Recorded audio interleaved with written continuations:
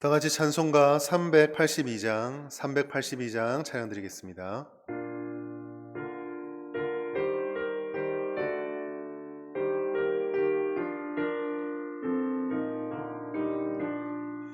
너 근심 걱정 말아라. 주 너를 지키리. 주 날개 밑에 거하라. 주 너를 지키리. 주 너를 지키리. 아무 때나 어디서나 주 너를 지키리. 늘 지켜주시리. 어려워 낙심될 때에 주 너를 지키리. 위험한 일을 당할 때 주 너를 지키리. 주 너를 지키리. 아무 때나 어디서나 주 너를 지키리. 늘 지켜주시리. 너 쓸 것 미리 아시고 주 너를 지키리. 구하는 것을 주시며 주 너를 지키리. 주 너를 지키리. 아무 때나 어디서나 주 너를 지키리. 늘 지켜주시리. 어려운 시험 당해도 주 너를 지키리. 구주의 품에 거하라. 주 너를 지키리. 주 너를 지키리. 아무 때나 어디서나 주 너를 지키리. 늘 지켜주시리.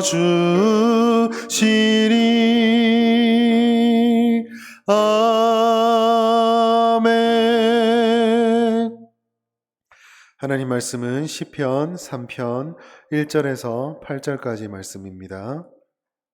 시편 3편 1절에서 8절까지 말씀,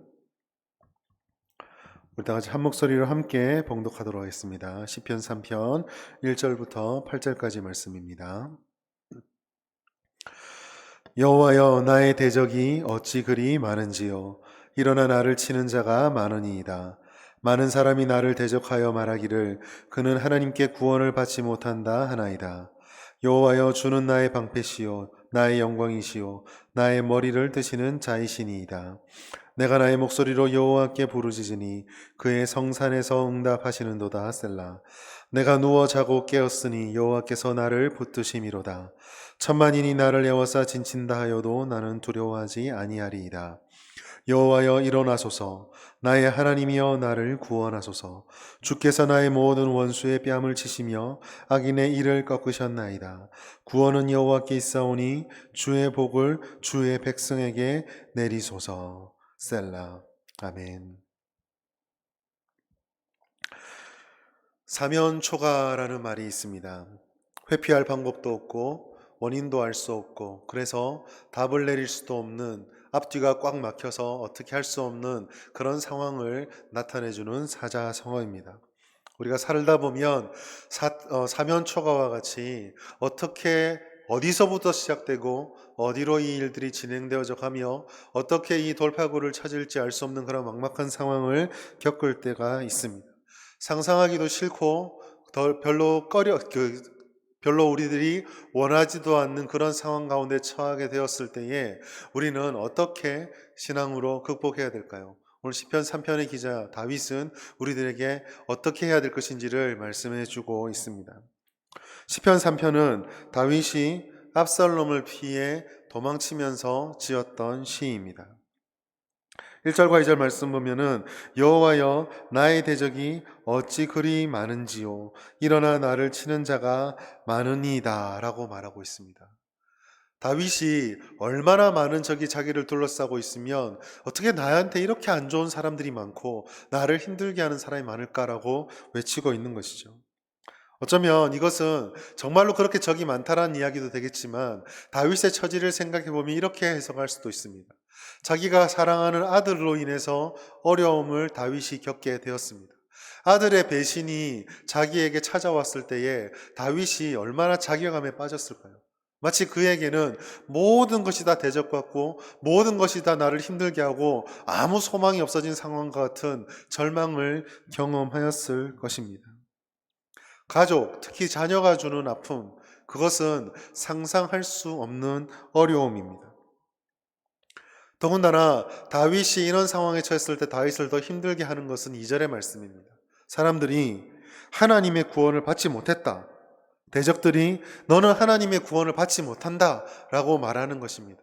어떻게 보면 구원을 선포하는 것처럼 보이지만 일종의 비아냥도 들어가 있고 또 한편으로 다윗 입장에서 보았을 때는 야 내가 얼마나 잘못 살았으면 세상 사람들이 나를 통해서 하나님을 보는 것이 아니라 나의 대적들이 나를 통해서 하나님을 인정할 수밖에 없게 되는 것이 아니라 나는 하나님으로부터 버림받았다라는 그런 말을 들어야만 할까라고 생각할 수 있게 되는 것이죠.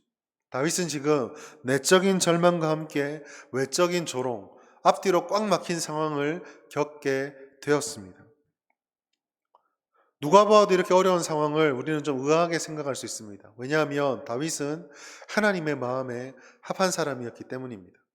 하나님께서 다윗을 얼마나 사랑하시고 하나님께서 다윗의 인생을 어떻게 인도해 오셨는지 그것을 우리는 말씀을 통해 능히 알고 들었습니다. 하나님의 합한 사람 다윗에게도 이와 같은 고통이 찾아오고 하나님 앞에서 이렇게 외칠 수밖에 없었다라고 하는 것은 우리도 그럴 수 있다라는 것을 말하고 있습니다. 사랑하는 성도 여러분, 하나님을 믿는 백성들에게 하나님의 은혜와 하나님의 돌보심이 있지만 우리가 살아가면서 능히 경험하는 것처럼 어려움과 힘듦이 찾아오기도 합니다. 어떻게 보면 그 어려움과 힘듦은 우리라고 해서 예외는 아닙니다.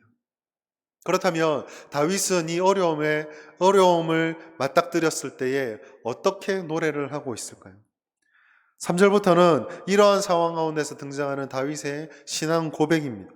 다윗은 하나님을 이 어려운 상황 가운데 나를 지켜주실 방패이자 영광이고 나의 머리를 드시는 자다라고 말하고 있습니다.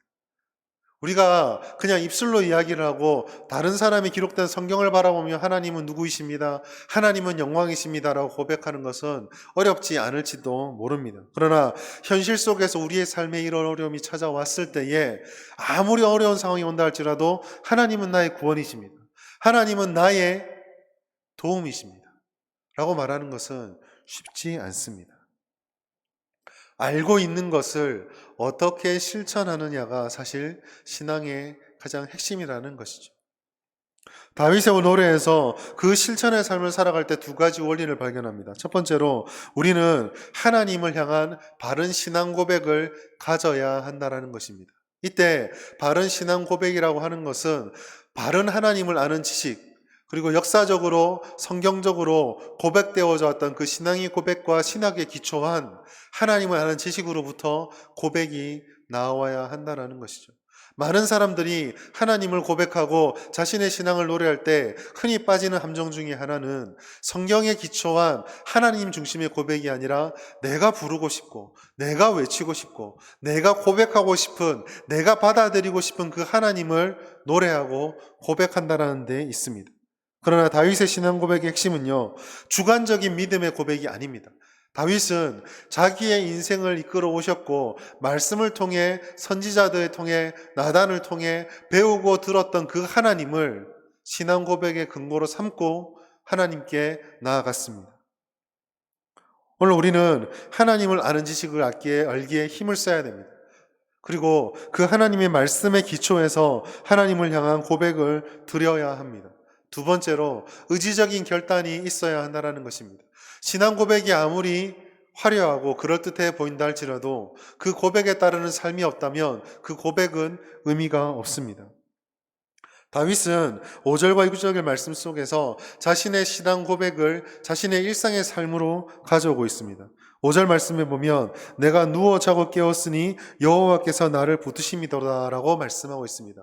눕는 것과 깨는 것은 사람이 살 때에 가장 먼저 하는 것과 가장 마지막에 하는 것입니다. 즉 다윗은 지금 자신의 모든 삶의 매 순간을 하나님께서 붙들어 주신다라고 고백을 하고 있습니다. 이 고백은 곧 내 삶의 매 순간을 하나님을 붙들고 살아가겠다라고 하는 신앙의 의지적 결단과도 같습니다.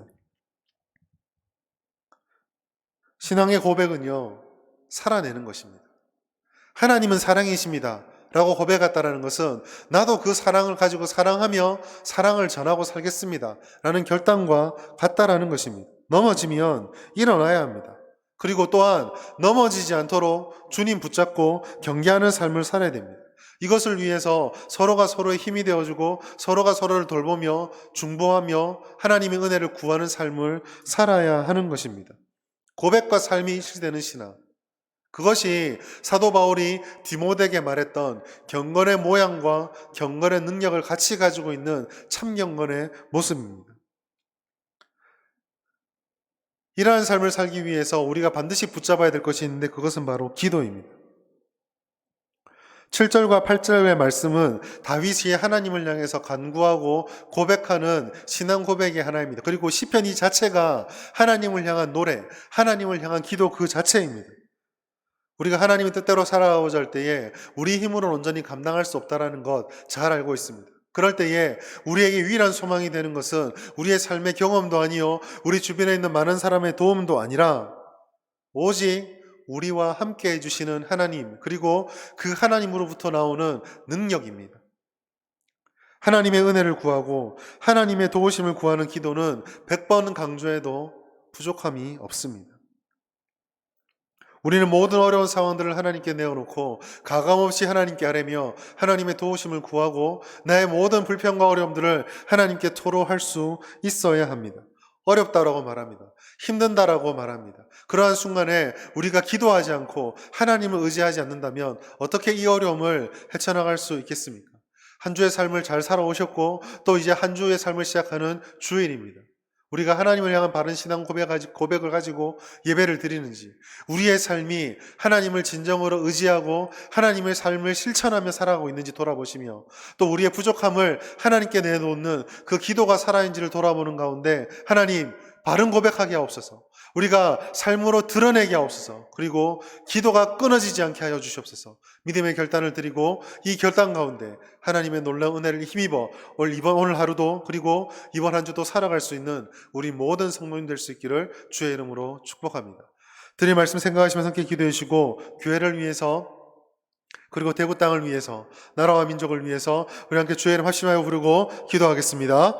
주여 주여 주여. 하나님 아버지, 오늘도 우리에게 주님의 말씀을 허락하여 주시고 이 주일 새벽을 하나님께 나아갈 수 있도록 불러주시니 감사합니다. 하나님 아버지, 우리를 둘러싼 사면초가와 같은 상황 가운데 우리가 의지할 수 있는 것이 오직 하나님밖에 없음을 말씀을 통해 깨닫게 해주셨습니다. 하나님을 향한 바른 신앙의 고백을 가지고 우리의 삶을 실천을 가지고 살아갈 때에 또 아버지 기도함으로 아버지의 능력을 붙들고 그 능력이 임하고 살아갈 때에 하나님 아버지 우리의 부족함을 채워주시고 하나님 아버지 우리를 둘러싼 모든 대적으로부터 승리하는 삶을 살아갈 수 있도록 하나님 도와주시옵소서. 하나님 아버지 교회를 위해서 기도합니다. 하나님 아버지 속에서 코로나19가 종식되어지고 공예배가 정상화될 수 있도록 하나님 도와주시옵소서. 성도들의 가정과 기업과 직장을 축복하여 주시고 모든 닫힌 문들을 열어주시옵소서. 연약한 성도들의 믿음을 붙들어 주시며 환우들을 치료하여 주시옵소서. 매일 하나님과 동행하며 뜨겁게 기도하게 하여 주시옵소서. 하나님 아버지 대교를 위해 기도합니다. 하나님 아버지 대구 땅에 코로나19가 확실히 종식되게 하여 주시옵시고 이 땅 가운데 확신자들을 고쳐 주시옵소서.